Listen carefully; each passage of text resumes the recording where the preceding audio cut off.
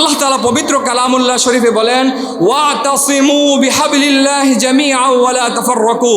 ওয়াতাসিমু বিহাবলিল্লাহ, তোমরা আল্লাহ তাআলার রশিকে ওয়াতাসিমু আঁকড়ে ধরো, বিহাবলিল্লাহি জামিআন, তোমরা সকলে একসাথে, ওয়া লা তাফাররাকু, তোমরা বিচ্ছিন্ন হয় না।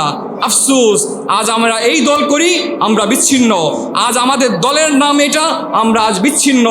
আমাদের হাতে সুযোগ আছে, সময় আছে, আমাদের এই সুযোগে আমরা সকল দল মত নির্বিশেষে আমরা এক হতে হবে, এক পতাকার ছায়াতলে আসতে হবে, লা ইলাহা ইল্লাল্লাহু মুহাম্মাদুর রাসূলুল্লাহ।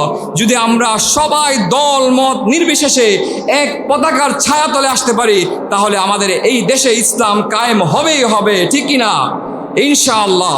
এত সুন্দর একটি আয়োজন, তারপর অনেক মানুষ অবহেলা অহেতুকভাবে তাদের ঘরে বসে টিভি সিনেমা দেখছে, মোবাইল টিপছে, তাদের সময়গুলো নষ্ট করছে। যদি এই দিনই মজলিসে এসে দুটা কথা কেউ শুনতো, ইসলামের একটা বাণী যে কেউ শুনতো, তার জীবনটা পাল্টে যেতে পারত। কোরআনের একটি আয়াত যদি কেউ শুনতো, হাদিসের একটি বাণী যদি কেউ শুনতো, এই কোরআনের আয়াত, এই বাণী রসুলায় তার জীবনটা কোন ধারায় চলবে, সেই পথটা পেত, সেই লাইনটা পেত। সম্মানিত হাজিরিন, আজ আমরা দ্বিধায় বিভক্ত, মানুষ মানুষের সাথে দ্বন্দ্বেই বিভক্ত। সে আমাকে ডাকে না, সে আমার সাথে আসে না, আমি তার কাছে যাব না, তার মাহফিলে যাব না, তার কথা শুনবো না। এই নিয়ে মানুষ আজ বিভক্ত। আজ কোরআনের আওয়াজ হচ্ছে, মানুষ তার দ্বন্দ্ব নিয়ে পড়ে আছে। কোরআনের কথা শুনতে রাজি না, ইসলামের কথা শুনতে রাজি না।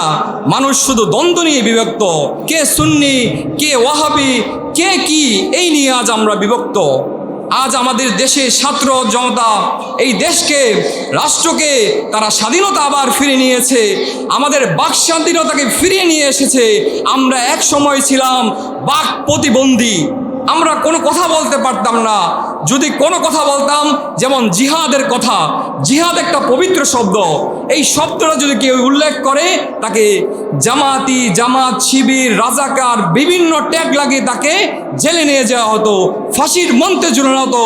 আমাদের আল্লামা সাইদি সাহেবকে যেভাবে জেলের খানায় রেখে রেখে মৃত্যুবরণ করতে হয়েছে, অসংখ্য আলেম ওলামা যেভাবে নির্যাতন সইতে হয়েছে, কিন্তু আলহামদুলিল্লাহ আজকে আমাদের অবস্থা ভালো এসেছে।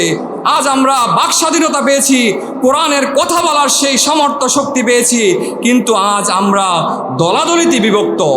কে সুন্নি, কে ওহাবি, কে কোন দল পড়ে, এই নিয়ে আজ আমরা পড়ে রয়েছি।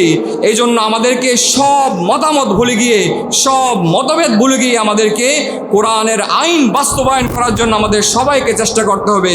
আল্লাহ তাআলা আমাদের সবাইকে তৌফিক দান করে, সবাই বলে আমিন।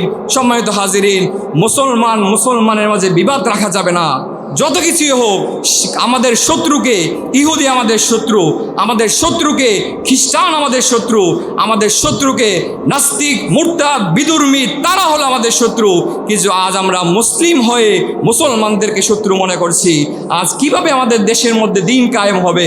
সবাইকে বিভিন্ন ফিরকা ভুলে গিয়ে ফিকহি মাসালায় ইখতিলাফ থাকতেই পারে, এগুলো নিয়ে মতামতে না করে আমরা সবাই এক পতাকার ছায়া তুলে আসতে হবে। এটাই ছিল আমার আহ্বান।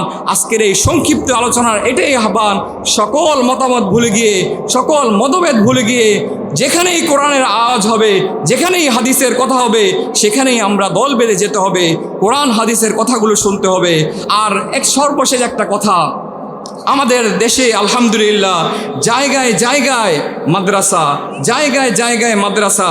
এই মাদ্রাসাগুলো কিন্তু একটা রহমত। যত মাদ্রাসা হচ্ছে, এখানে দিন শিখতে পারছে, কোরআনের আয়াত পড়া হচ্ছে, প্রতি হরফে নেকি হচ্ছে, হাফেজে কোরআন বের হচ্ছে, ইলমি দিন বের হচ্ছে।